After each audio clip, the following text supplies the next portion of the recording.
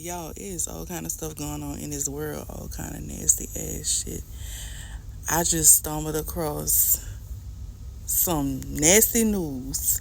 This lady was in Whole Foods shopping, minding her business, and she noticed a man, but he didn't look suspicious or anything. So, she's continuing to shop, have her little basket, bend over to get some chips.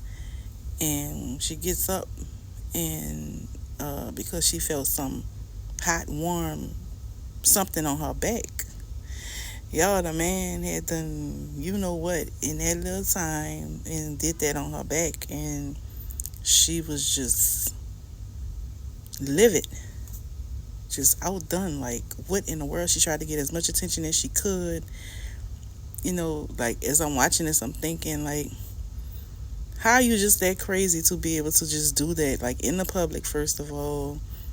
Like, how can your level of arousal get to that point where, just in an instance, you see this person before you and you do that? Like, I'm thinking all kind of stuff realistically. Like, you know, she didn't deserve that, but if she dressed seductively, how big is her butt?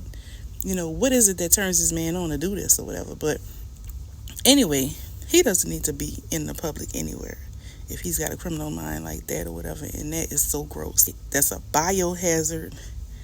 It's a lot of things. So y'all check out the clip.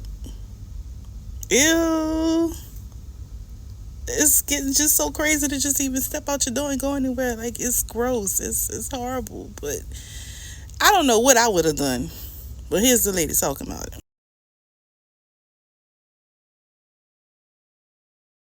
Right, the victim says this happened during what was supposed to be a routine trip to Whole Foods, but the unthinkable happened. Horrified and enraged. Just no words. Disgusted. Dr. Sabine Lovell, a plastic surgeon here in Metro Atlanta, is still processing what happened to her during a trip to this Whole Foods on Peachtree Boulevard in Chamblee Saturday. I was going to pick up a couple things. I see this gentleman walking down the aisle who's pretending to be shopping, and he's holding a basket.